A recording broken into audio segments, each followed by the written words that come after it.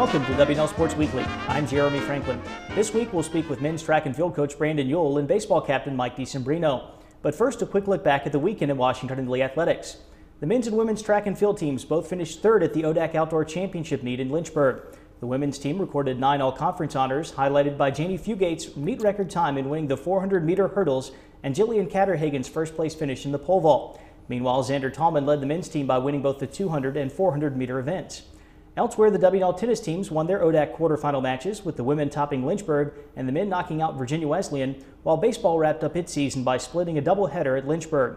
Meanwhile, men's lacrosse won 14-13 in overtime at Randolph-Macon. The women topped the Yellow Jackets 19-7 on Saturday and then fell 10-4 to defending national champion Gettysburg on Sunday.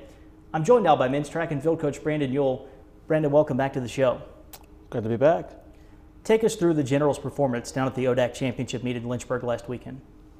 Well, all in all, it was very positive. We had some events that went well and some events that didn't go well, and that's pretty much a track and field meet. In a nutshell, a lot of times, a lot of things can go well in certain events, and some events cannot go well. But all in all, I was pretty pleased with how we performed overall. What kind of year has Xander Tallman had for your program?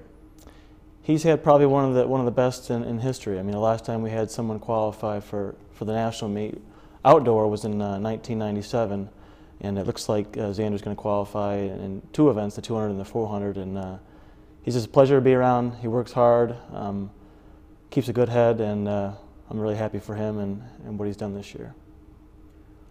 Overall, how has your first year at the helm of the men's program gone? It's gone well. It's gone well. It's been a pretty smooth transition from last year to this year, and I'm happy with where we're at. And I think moving forward, if we can get some more depth, we can hopefully make a push at some point for a conference championship. I'd like to do it with this group of sophomores that we have, because it was a big crew, and I'd like to be able to see them experience team success. Because a lot of people have done well individually, but it'd be nice to be able to see them experience a team championship at some point. But I think I like where we're at. You talk about the goal of winning a conference title. What are your expectations for WNL track and field in the near future?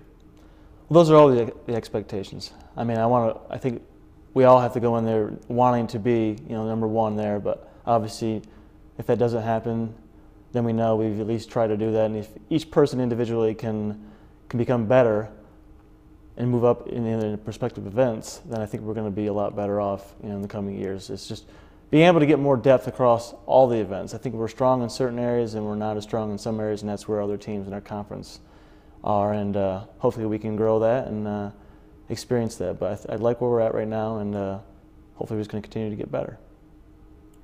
Brandon, thanks so much for joining us here. Thank you, Jeremy. With me now is Mike Decembrino, senior baseball captain from Yardley, Pennsylvania. Mike, welcome to the show. Thanks for having me, Jeremy. WNL narrowly missed out on a bid to the ODAC tournament. Were you and the team disappointed with the way the regular season wrapped up? Yeah, obviously we were disappointed. I mean, the number one goal going into the season was to win the ODAC tournament, and in order to win it, you have to make it.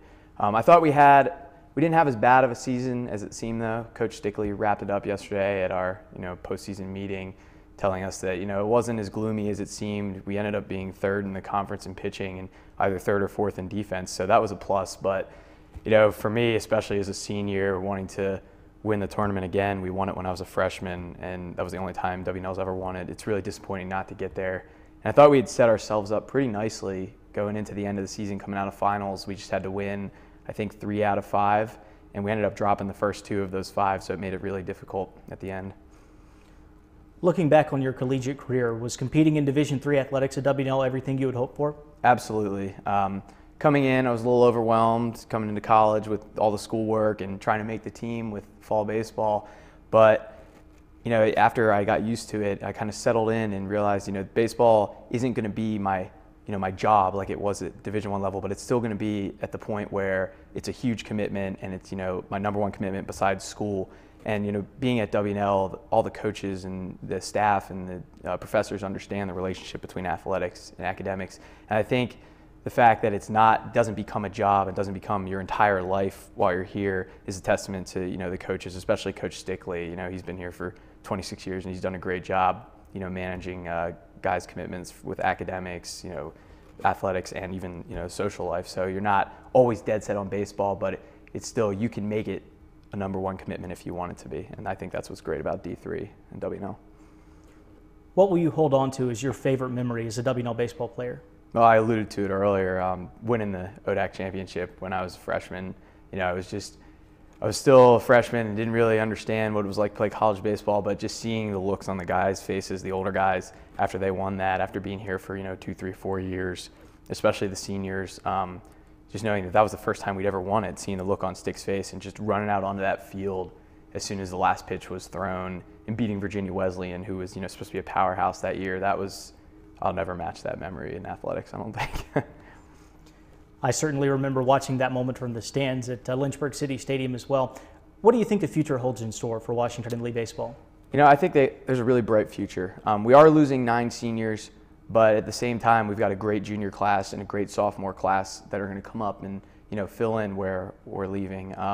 We have 2 great captains next year, John Stutz and Will Sally, and they're going to do a great job getting the team ready to go this offseason.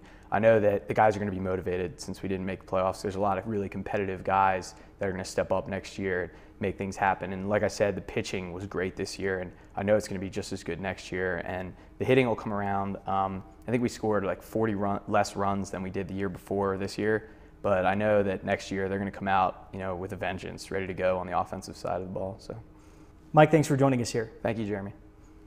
For WNL Sports Weekly, I'm Jeremy Franklin. Thanks for watching.